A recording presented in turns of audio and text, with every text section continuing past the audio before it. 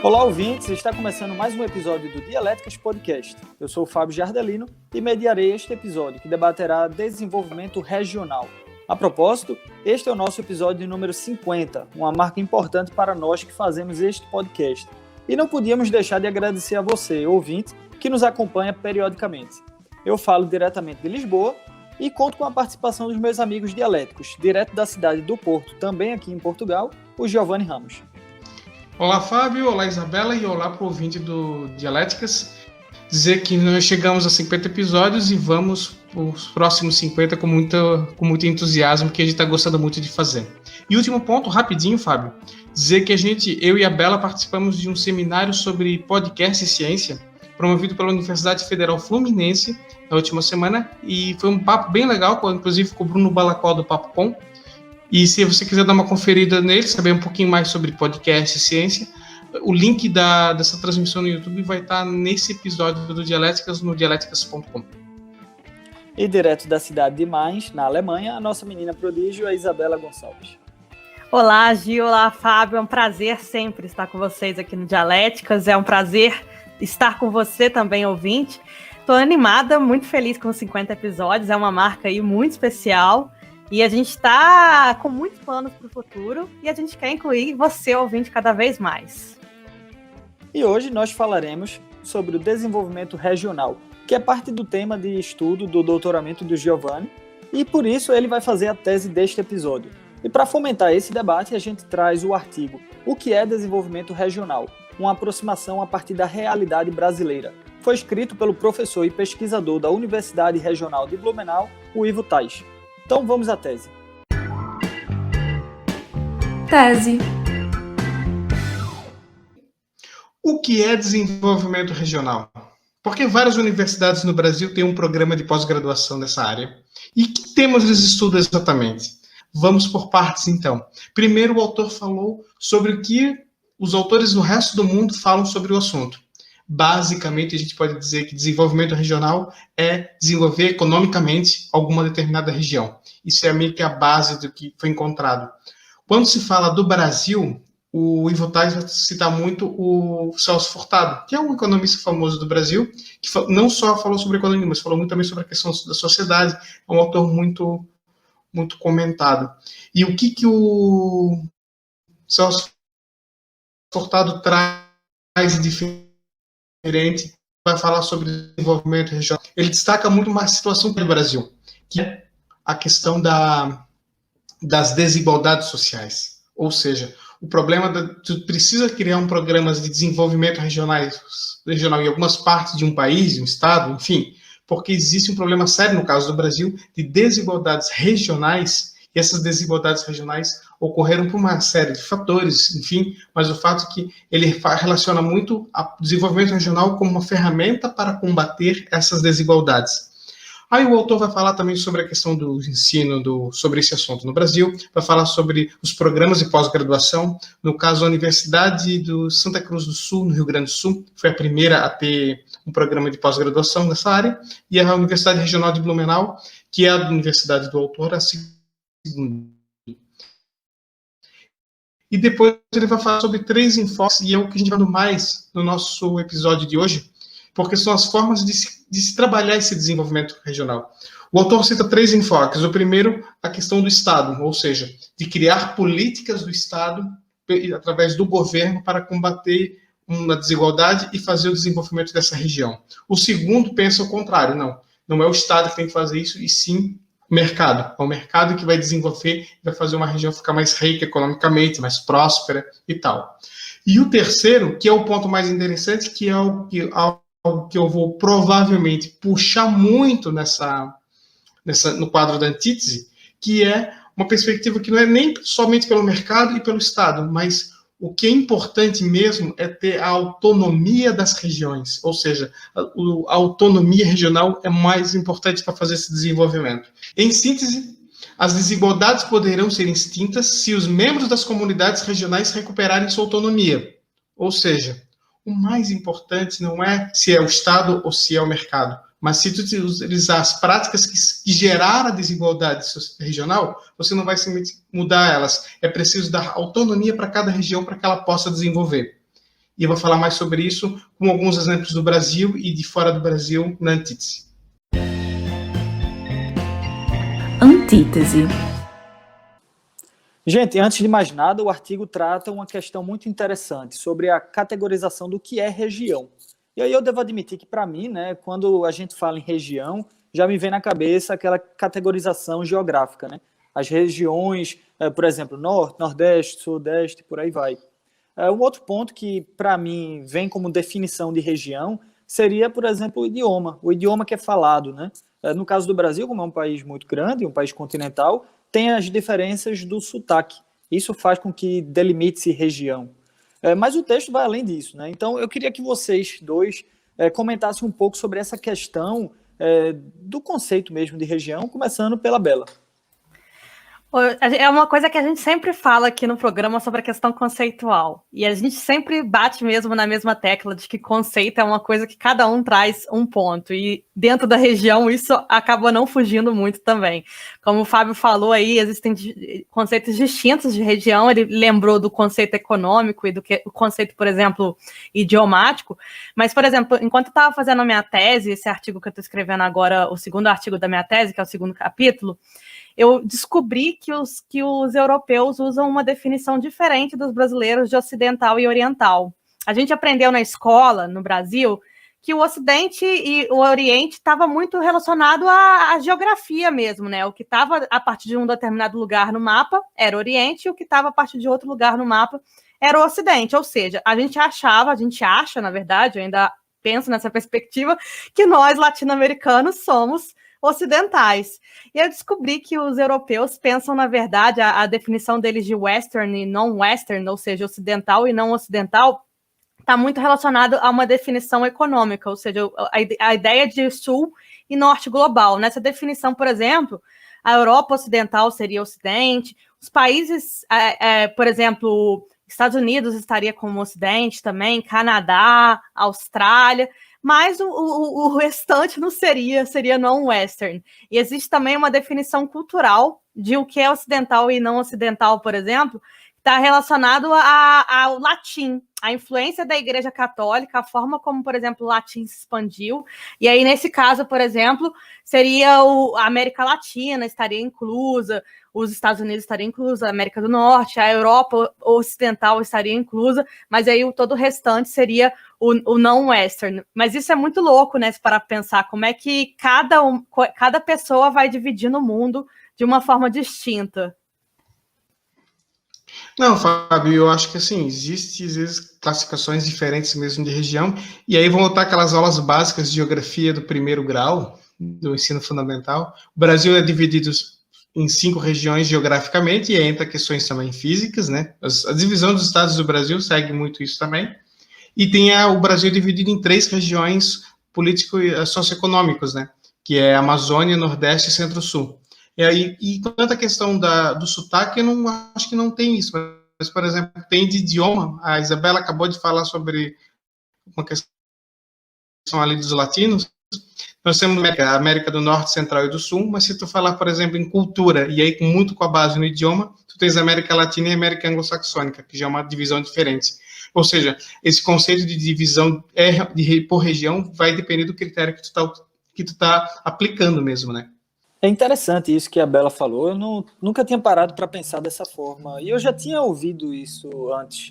Quando eu fiz meu mestrado na Bélgica, eu escutava às vezes as pessoas falando isso, principalmente os alemães, meus amigos alemães. Só que eu nunca tinha parado para pensar, agora que a Bela falou, me relembrou isso.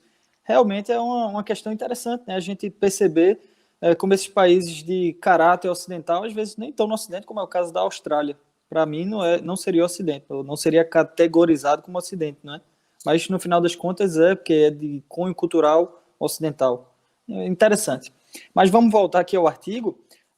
Eu devo admitir que eu achei o artigo assim, muito bem explicativo, mas um pouco difícil de acompanhar. E eu acho que isso é porque ele foge um pouco do meu campo de estudo, né, do nosso campo de estudo, que é a comunicação. Mas, pelo que eu pude perceber, né, durante o estudo, o autor ele tenta explorar em seu artigo, né, a possibilidade de passar a tratar esse tema do desenvolvimento regional como um possível campo de estudo. E aí o Gil, que estuda essa área, né, diretamente, Como é que tu percebe essa consideração do autor, Gil? Na verdade, Fábio, eu achei interessante que ele fala uma hora assim, tipo, a gente sempre pensa em desenvolvimento regional por a questão geográfica e econômica, né? E ele fala ali, né? Na verdade, quando você vai falar em desenvolvimento regional, é também sociologia, política, antropologia, ou seja, tu tens uma série de conhecimentos que envolve, porque tu está falando muito de cultura, né? Você está falando de região, que é o assunto ali da primeira pergunta. Então, é um campo de estudo. E aí, justamente o artigo ele tem esse objetivo de mostrar o que é esse campo de estudo. Porque os números mostram, a gente falou das 2 universidades que têm um programa específico, foram as primeiras, né? Mas tem vários, já tem outros campos, e é uma coisa que está cada vez mais sendo estudada. E não é só estudada no Brasil. A gente sabe que existem políticas de desenvolvimento regional também na Europa, também nos Estados Unidos, então é um assunto que vai envolver vários temas, né? A gente vai falar muito de política, de economia, cultura, comunicação também, que eu estou falando sobre comunicação regional. Aliás, aí entra uma nova série de classificações, por exemplo, se falava muito em jornalismo regional no Brasil e em Portugal, e no resto do mundo, principalmente nos países anglo-saxônicos, né? Eles falam basicamente local jornalismo, mas hoje já existe um termo muito melhor que jornalismo de proximidade, ou proximity media. Por quê? Porque você já está falando que tem a proximidade cultural, é o que faz, é o que liga, é o que une, e é o que aborda esse jornal. E essa proximidade cultural ela não precisa ser geograficamente, fisicamente delimitada. Por quê? Porque agora nós temos a internet. Então, por exemplo, o Fábio quer saber da cultura de Recife, ele está morando em Lisboa, então não é mais só uma questão geográfica. É uma área muito interessante de estudo. O Gil falou mesmo, né, de algumas perspectivas, mas tem uma outra perspectiva também que, por exemplo, quando você tem uma concentração de economia em uma determinada região ou em uma determinada cidade, como a gente vê, por exemplo, no caso do Brasil, uma concentração de grandes empresas nas cidades de São Paulo e Rio, isso faz com que as cidades fiquem infladas, muita gente morando na cidade. Com isso, você tem uma alta dos aluguéis, o valor de moradia fica um absurdo, não é à toa que, por exemplo, no caso do Rio, uma quantidade absurda de gente acaba morando em periferia, porque não tem como arcar com, por exemplo, o custo de moradia na área, por exemplo, na Zona Sul, ou enfim, em outros bairros não periféricos, porque fica inviável mesmo. E aí, com isso, você tem também uma baixa qualidade de vida. Se houvesse, talvez, um programa de desenvolvimento regional forte no Brasil, que, por exemplo, dividisse mais, né, as empresas não ficassem tão concentradas nesse eixo que eu acabei de falar, talvez houvesse uma redução dos aluguéis, houvesse mais qualidade de vida, porque, enfim, quando tem uma quantidade absurda de gente morando numa cidade, a cidade fica grande, você tem que pegar transporte para tudo. Eu conhecia gente no Rio que pegava 3 ônibus para chegar no lugar, demorava 1h30, 2 horas. Pensa 4 horas por dia você gastando em trânsito, é uma loucura isso. Eu acho que todos nós brasileiros, né, sabemos o que é isso que a Bela está falando. Passar 3 horas, às vezes, no ônibus. Eu que morava também numa zona rural do Recife, né, não é nem zona periférica, é zona rural mesmo. Eu gastava exatamente 2 horas para ir da minha casa para a faculdade. Então, é uma qualidade de vida que a gente não tem, né, quando mora lá. E aí, pegando esse gancho do que a Bela falou, Gil, eu queria falar também, começar novamente aqui por você. Eu queria que você falasse um pouco sobre essa questão das desigualdades entre regiões do Brasil, e o autor traz uma perspectiva de que se cada região tivesse uma maior autonomia, talvez o desenvolvimento da federação seria melhor, seria maior. Então, pode comentar alguma coisa sobre? Achei bem interessante o teu comentário, Fábio, e o que a Bela falou antes sobre ter desenvolvido apenas uma região. Em tese, o Brasil é uma república federativa, é o que está na Constituição de 88. Em tese, o Brasil tem assembleias legislativas nos estados, justiça estadual, ou seja, tu tens uma estrutura que é realmente um estado, não é uma província. Mas na prática, o que acontece? Desde 88, quando foi promulgada a Constituição, nós temos uma concentração de recursos e também algumas leis que estrangulam os estados e os municípios. Hoje, quase tudo que é arrecadado no Brasil fica com a União. Uma menor parte vai para os 27 unidades da federação e para os mais de 5 mil municípios. Temos uma concentração de recursos em Brasília e é Brasília que decide para onde vai o recurso, é Brasília que toma as decisões regionais. Agora, convenhamos, ao ministro, sei lá, da agricultura, do turismo, do esporte, não importa, que vai saber o que é melhor para cada cidade. Esse sistema do Brasil é horroroso, porque não é uma federação na prática. O Brasil precisa, sim, discutir um novo modelo federativo, e esse modelo federativo vai ter que ser feito como? Principalmente, inicialmente, dando mais autonomia para os estados. Como é que se dá essa autonomia? Dando dinheiro. Como se dá esse dinheiro? Aumentando os repasses que são dados direto e dando mais poderes, consequentemente, para eles decidir que atitudes eles vão fazer, quais vão ser as políticas. Se a gente ficar esperando que Brasília vai resolver tudo, nós estamos aí criando o Centrão, estamos criando a corrupção no Brasil, ela está totalmente relacionada com esse modelo federativo. Não, eu concordo com o Gil, mas é uma coisa que não acontece só no Brasil, né? Por exemplo, em outros países da Europa mesmo, em alguns momentos você vê que existe uma concentração econômica muito forte numa cidade. Pensando no caso da França mesmo, né? O retrato da França é Paris, e acaba que Paris concentra uma quantidade absurda de empresas também, de possibilidades de emprego, e assim por diante. Isso faz com que até universidades, para pensar, as principais universidades estão em Paris também. Você tem que dividir tudo, distribuir tudo, a quantidade de universidades, a quantidade de indústrias, tudo isso fazendo... Quanto mais você divide, mais é possível desenvolver o país como um todo. Antes da gente entrar nesse tema aí de outros países, né, que a Bela trouxe, eu queria que vocês falassem um pouco mais sobre essa questão do desenvolvimento regional. Por exemplo, Gil, na questão da Sudene, é um exemplo que a gente até tinha comentado antes, que é a Superintendência de Desenvolvimento Regional do Nordeste, né, que os militares trouxeram lá ainda na década de 70. E em várias regiões do Brasil eles têm essa questão justamente pensando nessa desigualdade entre regiões. Você podia comentar alguma coisa? Sudene, Superintendência de Desenvolvimento do Nordeste, e Sudã, Superintendência de Desenvolvimento da Amazônia. O que é? É o Estado centralizado em Brasília querendo decidir o que é melhor para o Nordeste, o que é melhor para a Amazônia. E aí então o problema. Deu certo? O que a Sudene e a Sudã viraram ao longo do tempo? Espaços de corrupção e espaços para depois vir um bando de neoliberal e dizer, o Estado tem que ser mínimo porque o Estado só rouba. Por quê? Porque não é Brasília que vai decidir o que é melhor para a região, para cada estado do Nordeste. O problema da Sudã e da Sudene é justamente isso. É o que, no caso lá dos 3 enfoques, está no primeiro. Ou seja, está resolvendo pelo Estado, mas o Estado em Brasília. Não está dando autonomia para a região se desenvolver. Não é assim que Brasília vai combater as desigualdades regionais. Não é ela achando que vai resolver tudo. Bom, agora vamos falar sobre o que a Bela trouxe, né? O tópico que a Bela trouxe, muito interessante, sobre essa questão também de outros países, né? Como é que funciona essa questão, por exemplo, em Portugal, na Alemanha? Bela, começando por você, já que trouxe o tema. No caso da Alemanha, tem um sistema federalista também, né? Então, os estados têm uma autonomia muito forte, tanto que agora, por exemplo, teve uma polêmica em relação ao coronavírus, porque os estados não estavam querendo mais fazer algumas questões de restrição.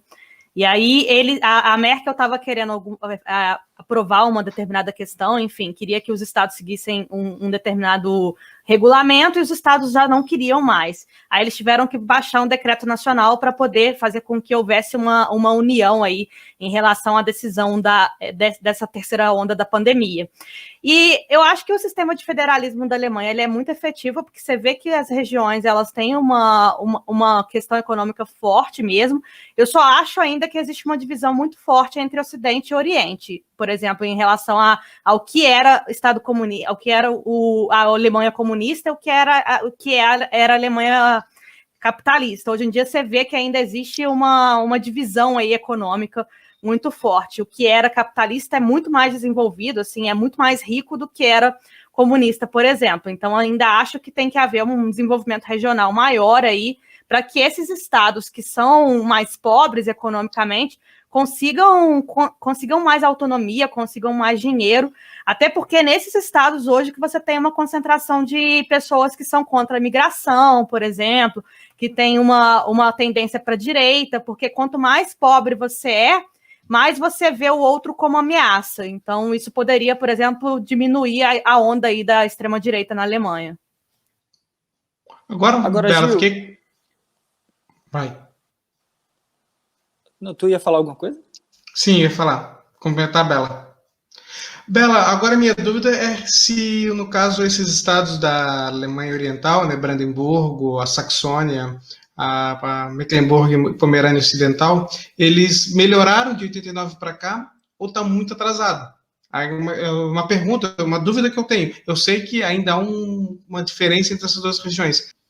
Não, eu não sei se houve uma melhora, Gi. Eu sei que hoje em dia existe uma diferença muito grande, por exemplo, em questão de renda mesmo, assim. Os salários dessa região acabam sendo menores, até o PIB, né, desses 3 estados acaba sendo menor também, e isso gera uma certa rixa, né, digamos assim, porque esses estados, eles se sentem desfavorecidos, a população se sente desfavorecida. Então, eu não sei se houve uma melhora, se existe um projeto, o que eu observo hoje é isso. Há uma extrema-direita avançando nesses estados, que tem a ver com oportunidade mesmo.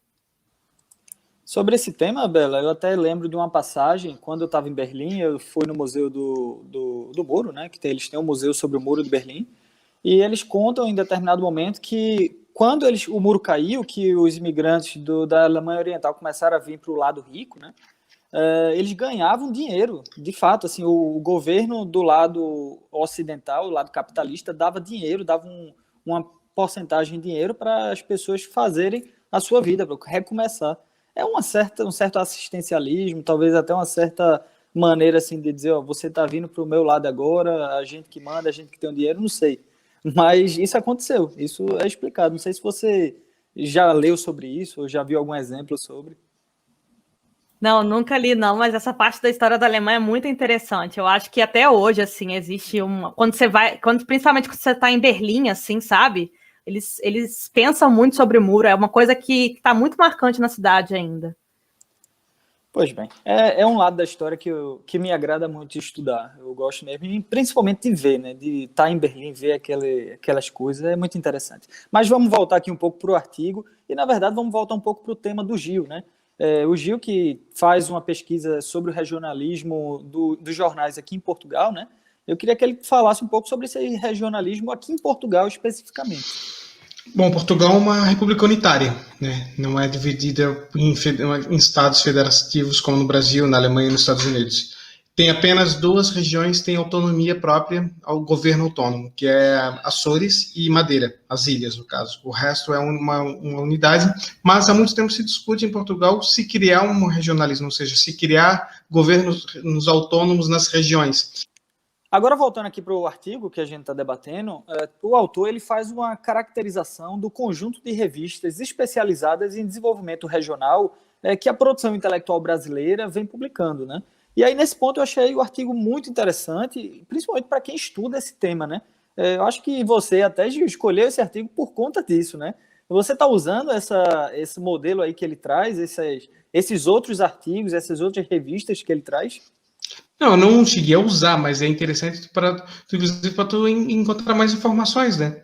Então ele meio que organizou a casa e serve como um caminho para tu começar a estudar mais esse assunto. Como eu falei, eu estou estudando cooperativismo no jornalismo para a proximidade. Eu estou estudando, não é exatamente desenvolvimento regional, mas como é jornalismo de proximidade, como eu defendo essa ideia do jornal como agente social, eu vou falar sobre jornalismo público, jornalismo participativo, o jornalismo dialógico, que foi também um tema já de um episódio aqui do Dialéticas.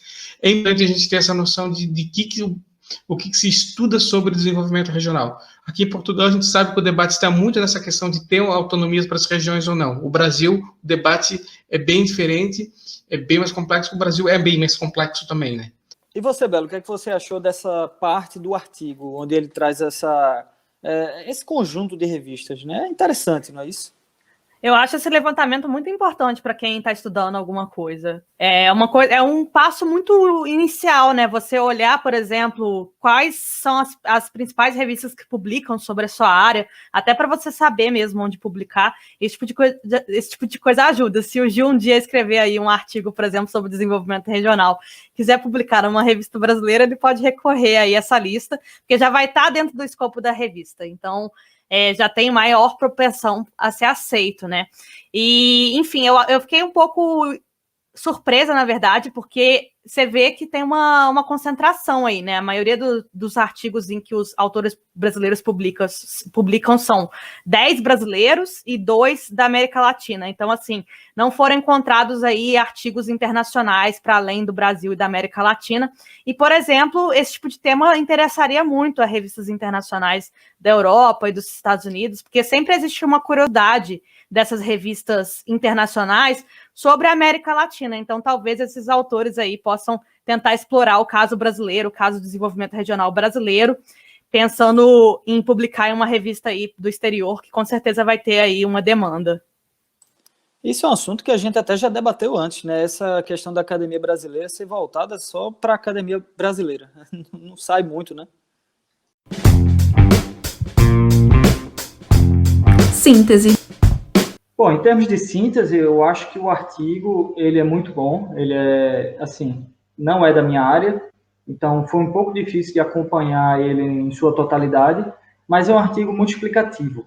Se você quer estudar exatamente essa questão do desenvolvimento regional, vai nesse artigo, porque até como a gente comentou agora há pouco, ele traz um conjunto de revistas, né, onde estão sendo publicados artigos sobre essa temática.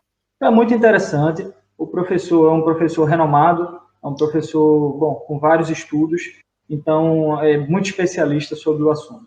De um modo geral, eu acho que essa questão do desenvolvimento regional, ela é uma questão muito profunda, é uma questão que ela entra em várias temáticas, como a gente falou aqui durante o artigo, algumas dessas temáticas são voltadas para a linguagem, para a geografia, para a cultura. De um modo geral, o Brasil, que é uma federação grande, ele precisa deixar, como o Giovanni também falou, deixar as regiões ser um pouco mais independentes para elas conseguirem se desenvolver mais, não centralizando como vem sendo feito até hoje. Isso a gente vê em vários outros lugares.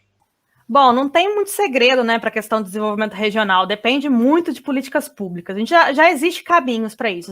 O que falta mesmo é a implementação de políticas públicas, a criação de políticas públicas. Você precisa pensar em eventos culturais para regiões que estejam esquecidas, para cidades que estejam esquecidas. Pensar, por exemplo, em editais relacionados a startups, por exemplo, para criação de empresas. Tudo isso faz com que aquela região ela volte ao mapa. Se você não tem esse tipo de criação e deixa acontecer naturalmente, né, usando aí a música brasileira, vai continuar tendo essa concentração na região sudeste, principalmente nas cidades de São Paulo e do Rio de Janeiro. Bela, quando tu fala ali do desenvolvimento industrial do Sudeste, é importante dizer que isso foi proposital, não ocorreu naturalmente. O governo brasileiro concentrou o desenvolvimento industrial do Brasil na região Sudeste, porque é ali que eles estavam, né? Então, é um problema que foi causado por uma política pública errada. Então, eu acho que discutir a descentralização não é só a questão da autonomia, é descentralizar o poder, a melhor maneira de a gente combater desigualdades regionais. Eu dou 2 exemplos rapidamente. Um deles na questão da cultura. O projeto Fora do Eixo tinha a intenção de desenvolver a cultura, todas as culturas do Brasil, não apenas aquelas que estão em Rio e São Paulo, e por isso que tem esse nome, Fora do Eixo.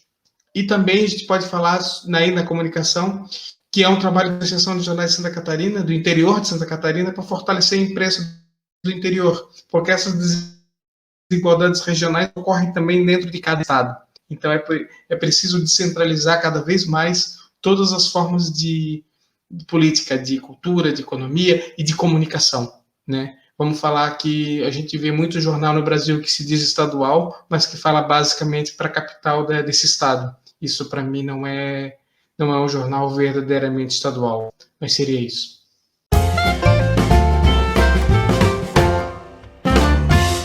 E agora chegamos ao nosso quadro de referências, e nesse quadro eu vou referenciar novamente um filme, né? Como é de praxe, né? Toda semana eu trago um filme diferente. E hoje eu vou trazer um filme que eu acho que alguns de vocês já conhecem, que é o Goodbye Lenin, ou em português, o Adeus Lenin, que traz justamente essa questão, essa diferença regional, né, entre a Alemanha Oriental e a Alemanha Ocidental. É um filme muito interessante, a gente consegue perceber essa discrepância que existe, né, entre as duas regiões, a partir de um filme que é uma comédia dramática, digamos. Essa é a minha indicação. Gil, qual é a sua? Fábio, esse filme é muito bom, tu falou. É um dos filmes que gostei demais do Adeus Lenin. Quando eu vi a primeira vez, eu fiquei assim, impressionado, porque eles tratam também da questão de como o capitalismo foi rapidamente absorveu, né? Se entrou na antiga Alemanha Oriental. E vou falar sobre outro país da Europa que tem um problema sério com isso, talvez um dos mais famosos casos de problemas regionais, que é a Espanha. Nós temos o problema da Catalunha, uma região que ainda é governada, a sua comunidade autônoma, por independentistas, e volta e meia eles tentam se separar. E é a região mais rica da Espanha. O documentário, eu vou imitar o Fábio e vou citar filme, é o documentário Duas Catalunhas, que está disponível no Netflix, que vai falar sobre esse problema da Catalunha, desse separatismo catalão. E aí vai falar com gente dos dois lados, é bem legal. O caso da Espanha é sempre muito louco, né? Porque é um país que se unificou, mas com muita diferença cultural. Então, assim, você tá na Espanha, você viaja pela Espanha, parece que você tá viajando por diferentes países. É muito interessante isso. Vou dar uma de Fábio agora, para mim não é. Vou dar uma de Fábio agora, desculpa interromper, mas para mim nem é um país, é um monte. Bom, agora eu vou indicar para vocês, já que a gente falou bastante sobre a Alemanha, nesse caso, o Fábio já trouxe um exemplo da Alemanha, eu vou falar um artigo científico para fugir um pouco, porque normalmente eu trago podcast e tal. O artigo científico se chama O Federalismo Alemão e o Modelo da Cidade-Estado, uma abordagem político-jurídica da história e do desenvolvimento do princípio estruturante alemão com enfoque especial nas cidades-estado, da Isabelle Schau e Lisa Galvani. Eles falam da história, da perspectiva como que o federalismo se desenvolveu, então é bem interessante aí para quem quer entender um pouco mais da história. E trazendo uma música, falando aí da diferença cultural, diferença de desenvolvimento regional do Brasil, a música Carcará, da Maria Bethânia, que é interpretada pela Maria Bethânia, que eu adoro, e tem uma parte lá que ela fala do fluxo migratório do Nordeste para o Sudeste do Brasil. Eu acho essa música excelente para falar sobre desigualdade aí de regiões no Brasil.